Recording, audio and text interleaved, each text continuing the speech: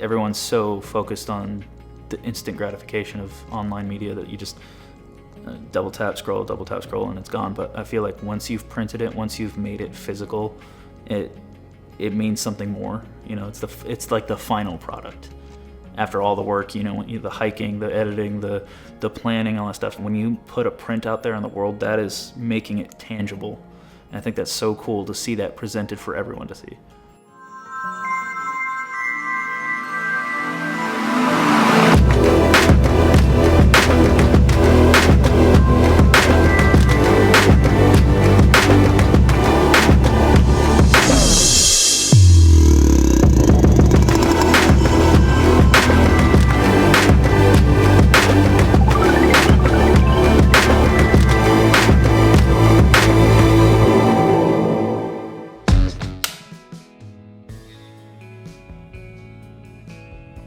Hi, I'm Nick Brown, and I'm a photographer.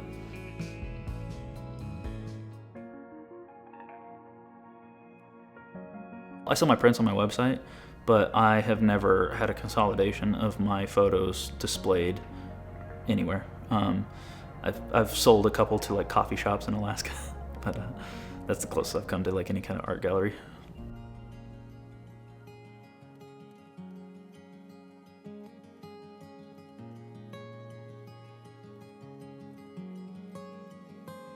And are you excited? Yeah, I'm so excited to see my work in a gallery. I'm very excited.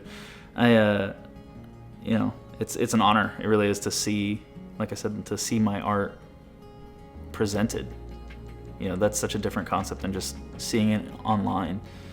Everyone's so focused on the instant gratification of online media that you just double tap scroll, and it's gone. But I feel like once you've printed it, once you've made it physical, it means something more. You know, it's like the final product.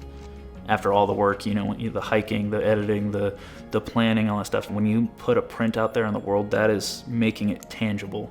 And I think that's so cool to see that presented for everyone to see. Yeah, opening my own gallery for the first time, it was nerve-wracking. You know, it was very surreal to see all of my work physically in front of me. I was trying to create the print as like the last step of the workflow, but it was really something else to not only have seen it created, but presented for others to see and appreciate. And everyone was super awesome. So they were so nice and asked a lot of questions. It was really cool. It let me kind of go back to the moment that I took the shot and kind of like reappreciate it from a new perspective. You know, I got to, like I said, kind of go back and like reappreciate it, but it was also, it was nice to be able to tell that story again, because there's only so much you can say, especially on like social media or in a blog post or something like that. But when you're getting to say it to people in front of you that are there physically appreciating it and get their feedback and see what they say and see their reactions, it was completely unique to me, and it was a great time.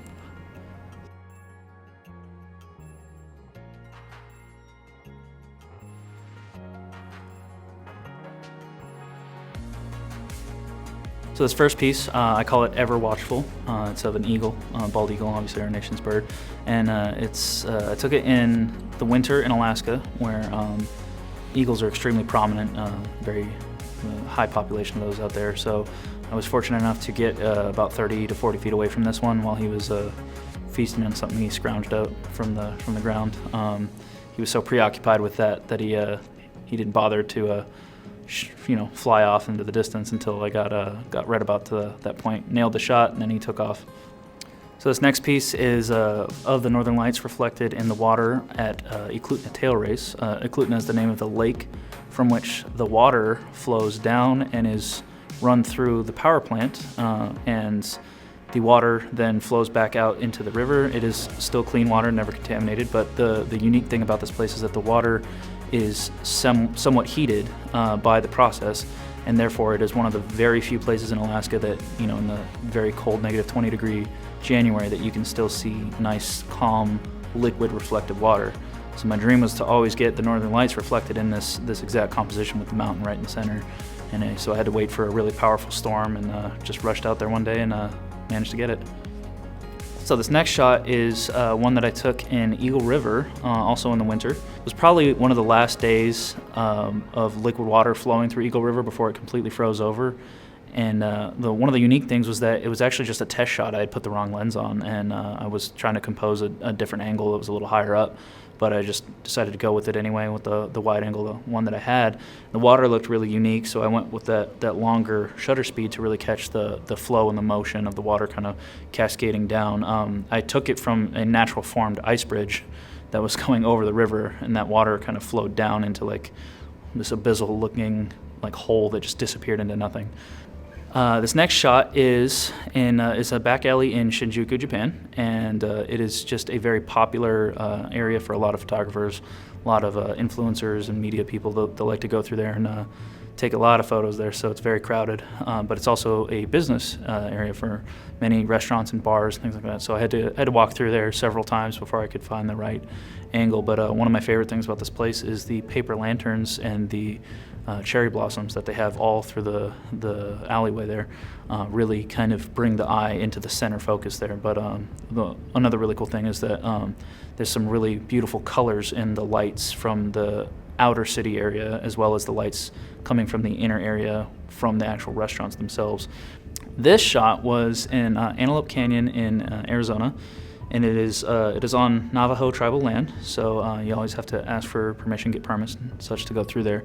But I was inspired to go here by the famous photographer Peter Lick, who's allegedly sold one of the most expensive photos of all time there for $6 million. He got a similar shot to this, but I wanted to get something a little bit different, so I went to roughly the same area, and if I remember right, I actually just turned 180 degrees the other direction and just decided to shoot that way to see what I could get. This exact kind of shape of light is only happens in the summer. If you go in the winter, the sun is too low in the horizon to be able to get these cascading light rays coming down through the middle. And it only happens after enough people have trampled their way through there to kick up enough dirt. So I had actually tried this once before and I messed it up. I brought the wrong lens, brought a not the best camera for the job, and I didn't know what I was doing. So this was my redemption arc. I spent the next couple of years training myself how to use my camera better, planning out the best time of year to go, and came back and hopefully got that one right too. This particular shot, I don't name my shots often, but I named this one the center of a hostile world. So I figure you can't get much more hostile than the inside of a glacier.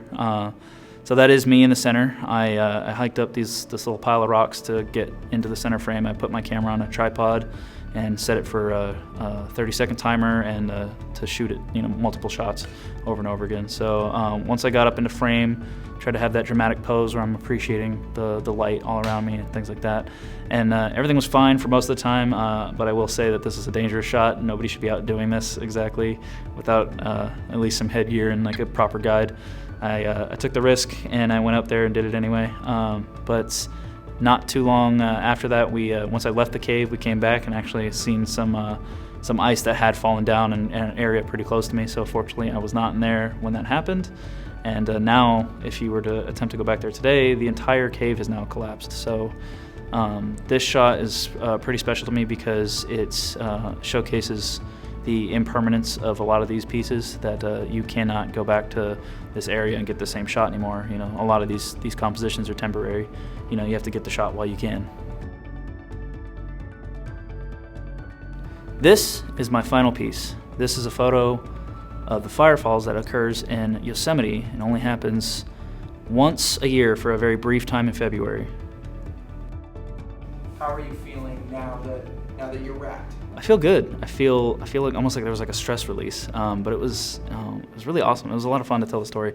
It was a little nerve-wracking being in front of people, but at the end of the day, everyone was really appreciative. Came up, shook my hand, and all that stuff. So it was really cool. A lot of people ask me like where they can find my photos, it's always nice to hear that they want to see more of it.